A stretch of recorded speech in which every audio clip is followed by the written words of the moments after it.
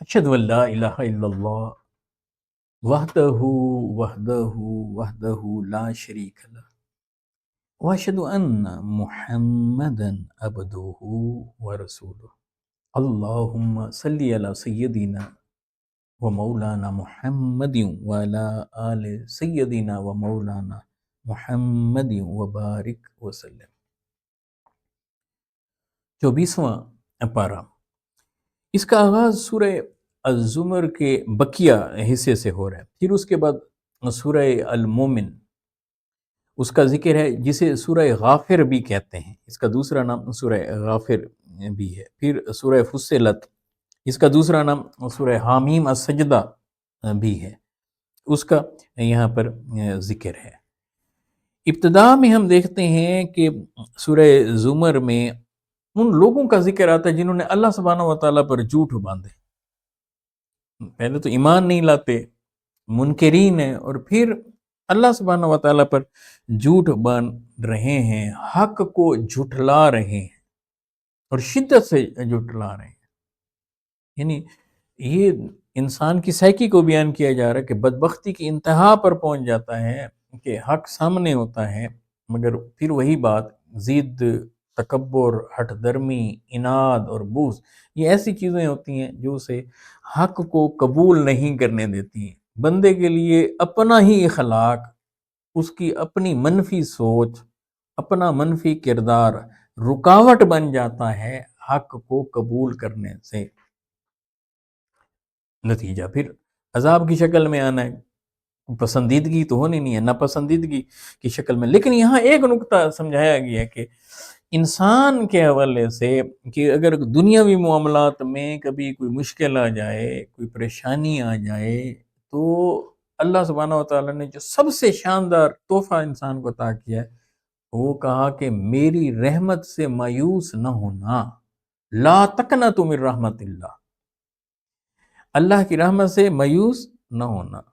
اچھا، یہ اتنی بڑی بات ہے، اسے یہاں سمجھایا گیا ہے کہ گویا مایوسی کفر ہے۔ یعنی آپ کسی چیز سے، دنیا کے کسی معاملے سے، چاہے جتنا بڑا بھی معاملہ ہے، آپ ہرٹ ہوتے ہیں تو اس کا نتیجہ کہیں بھی سوئیسائیڈ کی شکل میں نہ ہو، خودکشی آپ نہیں کرنی۔ اچھا، ایمان لانے کے بعد تو یہ چیزیں اور طاقتور ہو جاتی ہیں اور یہ ہماری ذمہ داری اور بڑھ جاتی ہے، کیونکہ حکم آ گیا کہ اللہ کی رحمت سے مایوس نہیں ہونا، تو آپ خودکشی نہیں کر سکتے۔ اچھا، کسی کو قتل بھی نہیں کر سکتے، کتنا بڑا معاملہ ہو گیا، آپ کسی کی جان نہ لیں۔ اس کا مطلب یہ ہے کہ انسان مایوس تب ہوتا ہے جب وہ اپنے ذہن کو بند کر لیتا ہے، جب کسی سے شیئر نہیں کرتا، بات چیت نہیں کرتا۔ سب سے پہلے اللہ سبحانہ و تعالیٰ فرما رہے ہیں اللہ کی رحمت سے مایوس نہیں ہونا، اللہ سے رابطہ کرے، بات چیت کرے۔ اچھا، پھر جب قرآن مجید، یہ اللہ کی بہت بڑی رحمت ہے، اس کی قرآن کو رحمت بھی قرار دیا گیا ہے، شفا بھی قرار دیا گیا، تو کوئی مسئلہ آتا ہے پھر آپ قرآن مجید کو اسٹڈی کریں جس میں تفہیم قرآن ہوگا، فہم قرآن ہوگا، قرآن کو سمجھ کر جس نے پڑھا ہوا ہوگا اسے اس کے مسئلے کا حل مل کے ہی رہے گا۔ جو حضور علیہ الصلوۃ والسلام کے قدموں میں آ جائے گا تو آقا تو اللہ کی رحمت ہیں، رحمت للعالمین ہیں، تو وہاں سے اس کے مسئلے کا حل نکلے گا ہی، اور پھر اللہ کرم کے دروازے کھول دیتا ہے۔ لا تقنطوا من رحمت اللہ، یہ بہت بڑا شاندار یہاں پر میسج دیا گیا، اور اس کے اینڈ پر اہل جنت اور اہل جہنم، ان دونوں گروہوں کا یہاں پر ذکر کیا گیا۔ سورہ غافر جو ہے، اس میں حروف مقطعات سے اس کا آغاز ہو رہا ہے، حامیم سے، اور پھر اس کی طرف متوجہ کیا گیا اللہ سبحانہ و تعالیٰ کی نشانیاں، عرش الہی کا تذکرہ، توحید کے حوالے سے گفتگو، بندگی صرف اللہ سبحانہ و تعالیٰ کے حوالے سے، فرشتوں کا ذکر، فرعون کے دربار کا ذکر، ان معاملات کا یہاں پر ہمیں ذکر ملتا ہے۔ یہاں سے یہ اندازہ ہوتا ہے کہ آواز حق کو بلند کرتے رہنا چاہیے، چاہے سامنے فرعون جیسا بادشاہی کیوں نہ ہو۔ تو یہ بندہ مومن کے صرف سورہ حامیم السجدہ، یہ اس کا ذکر یہاں پر ہے۔ قرآن مجید کے نزول کا مقصد بیان کیا گیا ہے، کفار اور مشرکین کے ایٹیٹیوڈ کو بیان کیا گیا، ان کے رویوں کو بیان کیا گیا۔ کائنات اللہ کی نشانیوں کے حوالے سے، کائنات